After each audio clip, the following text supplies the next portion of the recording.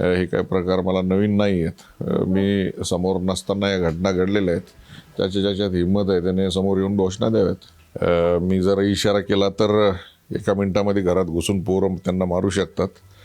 परंतु मी सध्या शांत बसलेला आहे. मला फरक पडत नाही काही. तुम्हाला माहीत आहे की 40 वर्षापासून हेमंत पाटील शिवसैनिक आहेत. अनेक आले गेले, कोणाला कोणाशी जवळीक साधायची आणि कोणाच्या इशाऱ्यावर काम करायचं त्याने करावं. शिवसेनेचे नेते तथा आमदार हेमंत पाटील हे आपल्यासोबत आहेत. शिवसेनेतील जी दुफळी आहे ते समोर आलेली आहे. एकूण एकाच पक्षातले दोन आमदार एकमेकात समोर उभं टाकल्याचं चित्र आहे. काय कारण आहे? नाही, मी कोणाच्याही उभं समोर टाकलेलं नाही आहे. मी फक्त शिवसेनेसाठी गेल्या 40 वर्षापासून काम करतो आहे. परंतु नव्यानेच काँग्रेसमधून शिवसेनेमध्ये आलेले काही लोक अशा पद्धतीनं करतायत. ठीक आहे, निवडणुका चालू आहेत. रस्त्यानं चालत असताना जर कुत्रा आपल्या अंगावर जर भोकला तर आपण काही त्याला चावत नाहीत. हे काही प्रकार मला नवीन नाही आहेत. मी समोर नसताना या घटना घडलेल्या आहेत. ज्याच्यात हिंमत आहे त्याने समोर येऊन घोषणा द्याव्यात. आपण जे आता कुत्र्याची उपमा दिलेली, ह्या राजकारणातलं कुत्रं कुणाला संबोधतं? नाही, काय समजदारों को इशारा काफी आहे.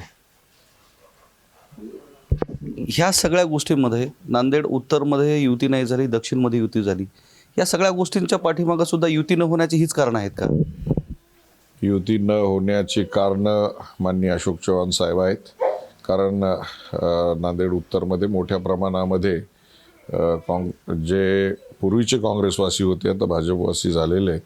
त्या लोकांना मोठ्या प्रमाणात उत्तरमध्ये तिकीटं दिल्या गेले आहेत.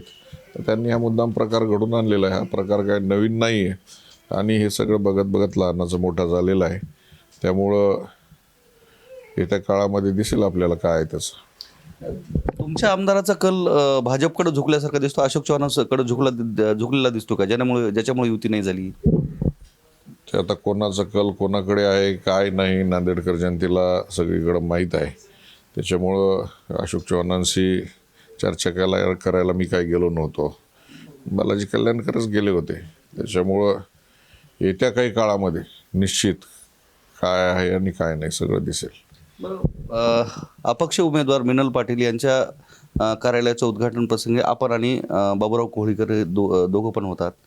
सत्तेतील पक्षाच्या तुमच्या पक्षाच्या उमेदवाराच्या ह्याच्यासाठी न जाता आपण त्या ठिकाणी गेलात. हो, मिनल पाटील यांच्या प्रचारार्थ आम्ही गेलेले आहोत. कारण नांदेड उत्तरमध्ये जी काही अशोक चव्हाणांची बी टीम आहे त्यांना अनेक लोकांना तिकीटं देण्यात आलेले आहेत. जे जुने जाणते शिवसैनिक आहेत त्यांनी शिवसेनेसाठी खस्ता खाल्लेले आहेत. त्या अनेक लोकांना तिकीटं नाकारण्यात आलेले आहेत. ज्यांनी शिवसेनेसाठी अनेक केसेस अंगावर घेतले आहेत, ज्यांनी मार खाल्लेले आहेत, असे लोक अशोक उमरेकर सारखे पक्षातून बाहेर पडलेले आहेत.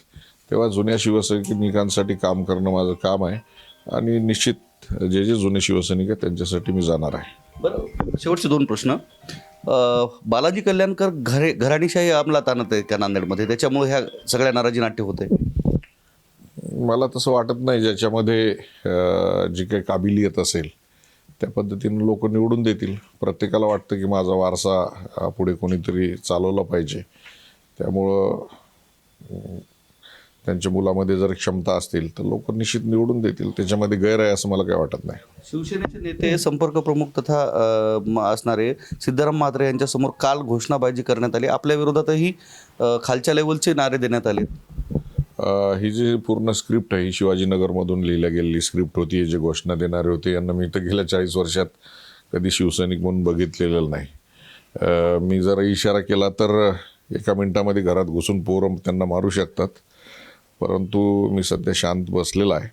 येत्या काही काळामध्ये त्याचे परिणाम निश्चित दिसतील. त्याच्यामध्ये असाही आरोप होतोय की आपल्याला बालाजी कल्याणकरांची जी प्रसिद्धी आहे ती पाहावत नाही, ते प्रकाश झोतात येतात, त्याच्यामुळं तुम्ही कुठंतरी त्यांना बगल देण्याचा प्रयत्न करतोय असा आरोप होतोय. नाही, मला कोणाचं प्रसिद्धी किंवा कोण मोठा होतोय, मुळात ती रोपटंच मी लावलेलं आहे. त्याच्यामुळं मी लावलेलं रोपटं जोपासलं वाढवलं तर बघूया त्याच्यामध्ये.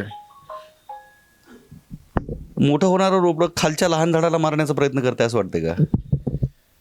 मला फरक पडत नाही काही. तुम्हाला माहीत आहे की 40 वर्षापासून हेमंत पाटील शिवसैनिक आहेत. अनेक आले गेले, कोणाला कोणाशी जवळीक साधायची आणि कोणाच्या इशाऱ्यावर काम करायचं त्याने करावं.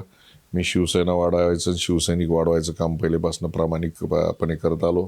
संघटना म्हणून मी नांदेड जिल्ह्यामध्ये 3 आमदार यांचे सगळ्यांचे इतिहास तपासून बघा. प्रत्येकाला पदं देण्याचं त्यांना निवडून आणण्याचं काम हेमंत पाटलांनी केलेलं आहे.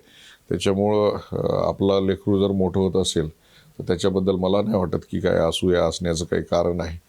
परंतु काही लोकांच्या इशाऱ्यावर काही गोष्टी जर होत असतील तर त्याचा हिशोब निश्चित चुकता केला जाईल. तर या निवडणुकांमध्ये जे राजकारण घडलं आणि त्या राजकारणामध्ये येत्या कालावधीमध्ये त्याचा हिशेब जो आहे निश्चितच चुकता केला जाईल असा सूचक इशारा या ठिकाणी शिवसेनेचे नेते तथा आमदार हेमंत पाटील यांनी दिला आहे. कॅमेरामन सुधाकरसह मी धनंजय सोळंके, टाइम्स नाऊ मराठी, नांदेड.